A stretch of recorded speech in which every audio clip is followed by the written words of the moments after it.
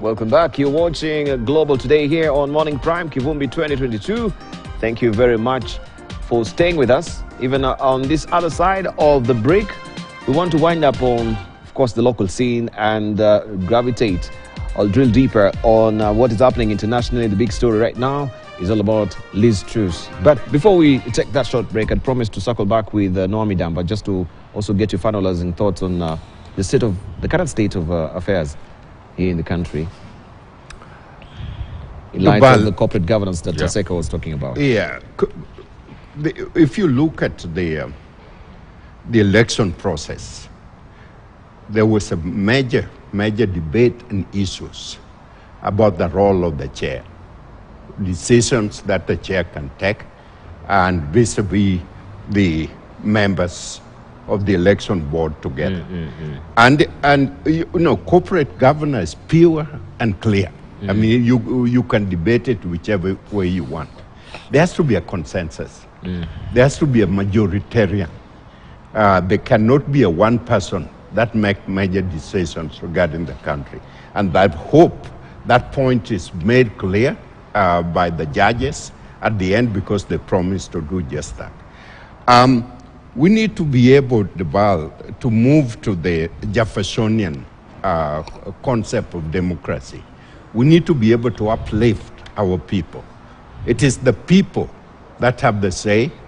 It is not me, the president, you know, and this message need to come very clear, like my friend Asias just said. Yes. The president is elected by the people, and the government is run by the people, for the people.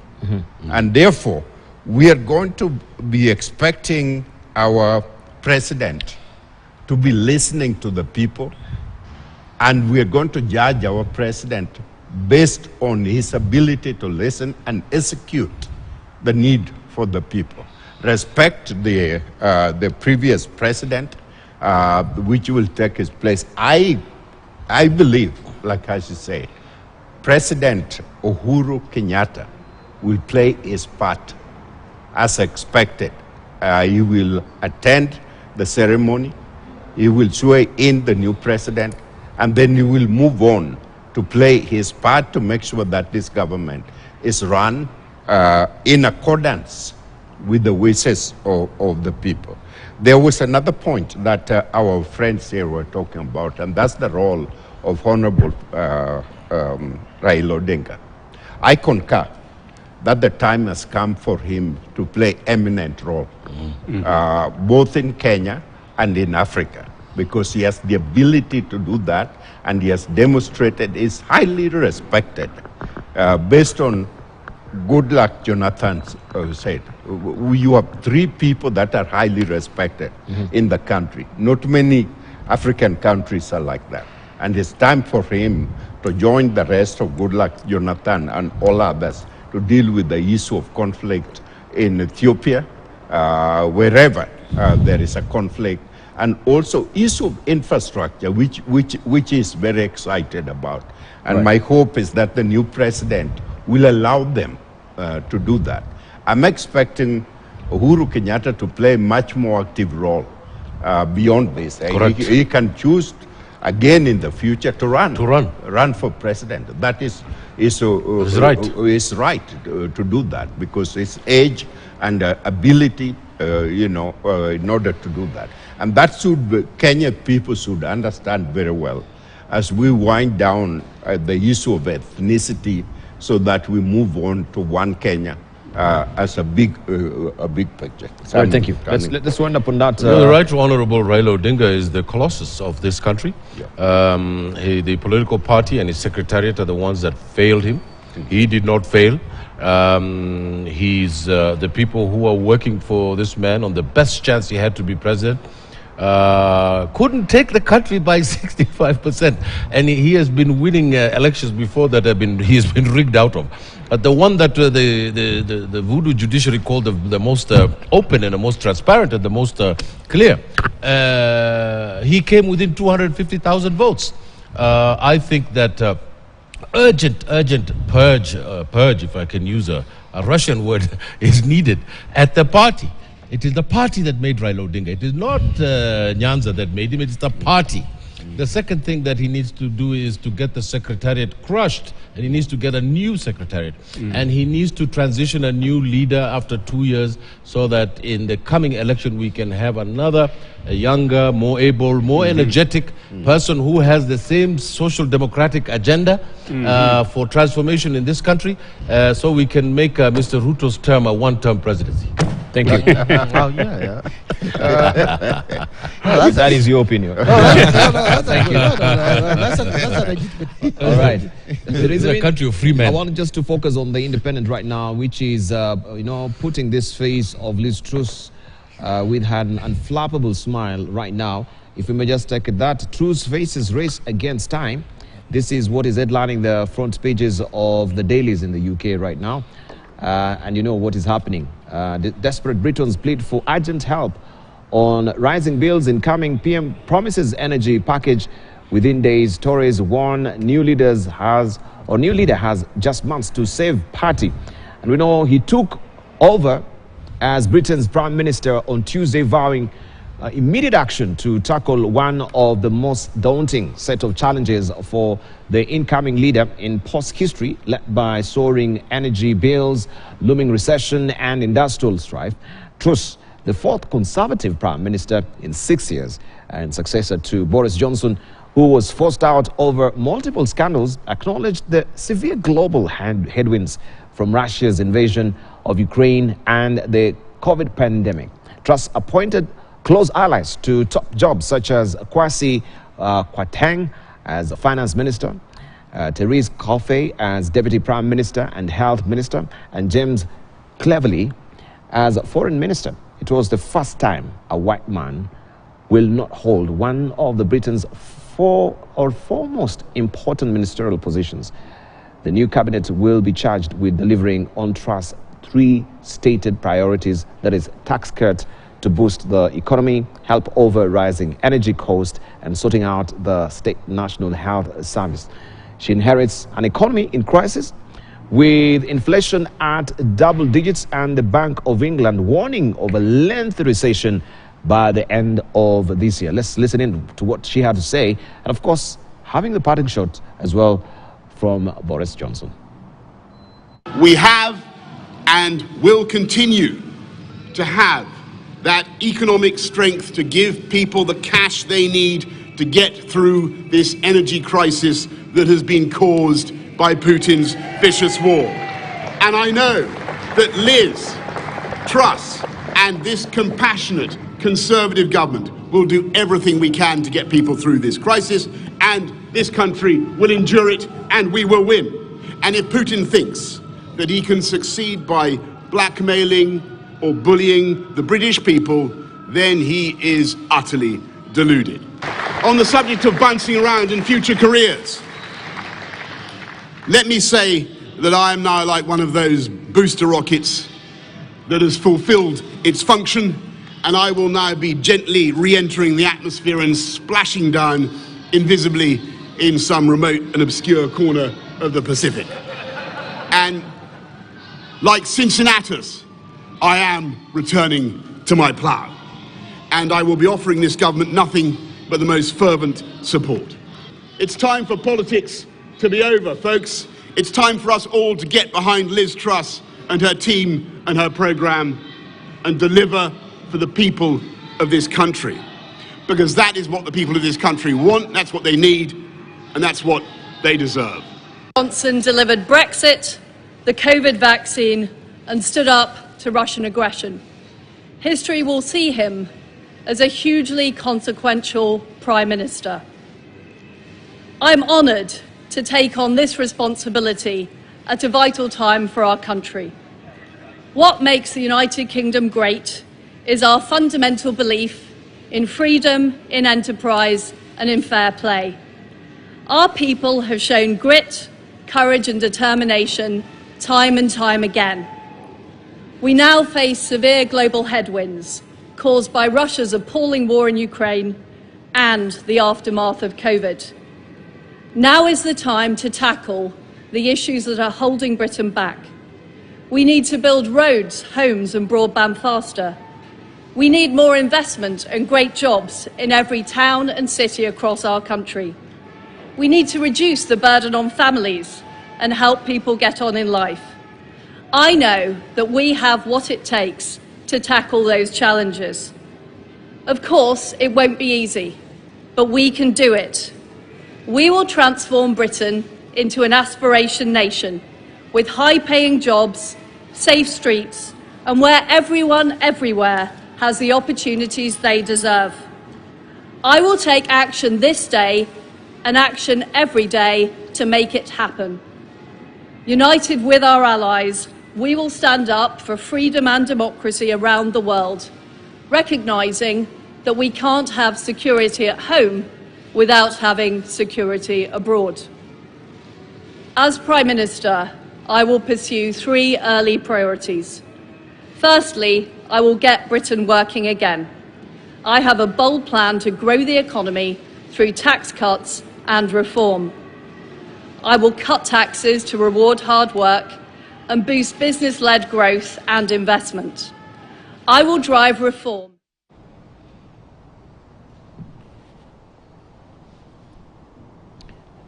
Straight Truss plans energy bill freeze, you've heard from her, amid fear of mass bankruptcies. Victor will be appointed PM by the Queen today, and we eagerly expect to, of course, be relaying that. That is the Times for you. And let me just go back again there. Where is it? We have the Times there, and we have also the New York Times. We can see there being congratulated as well.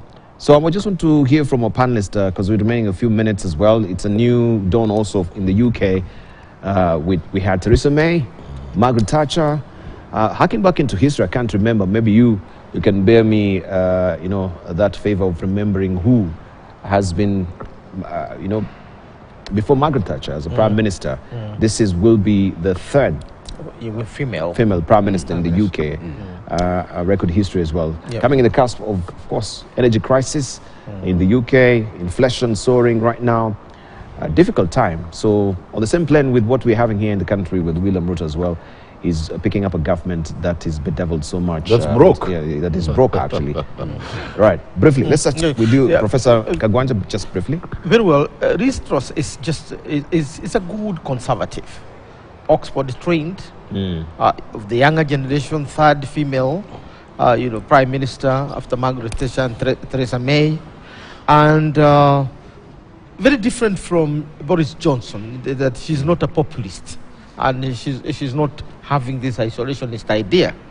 The fact that chosen as Exchequer, Minister for Exchequer, an African from Ghana, of course a British. Kwasi is Kwasi Kwarteng, many people don't know him. But he's also, when you look at where he has gone to school, Eton and all, he's also a good British in terms of the training, and therefore, and not only that, we have Asian or North Africans who are also there. Nadim Zahawi is a key minister in that new government. So what it means is that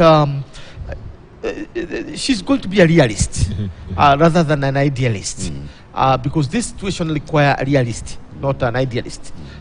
You don't have the luxury. You need to have energy in Britain. You need to bring money into the pockets of the British people. You need to create jobs for the British people. Boris Johnson was more of an idealist, populist of that kind, the Trump type. Rees is going to be different, and we look forward to having good relations with Britain in terms of trade. Now this is the time to deepen our relationship with them in terms of trade, so that we access that market. Thank you. Thank you. Right, Hashi. My last comments.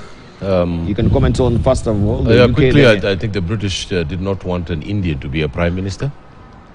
That's it's just a fact of life.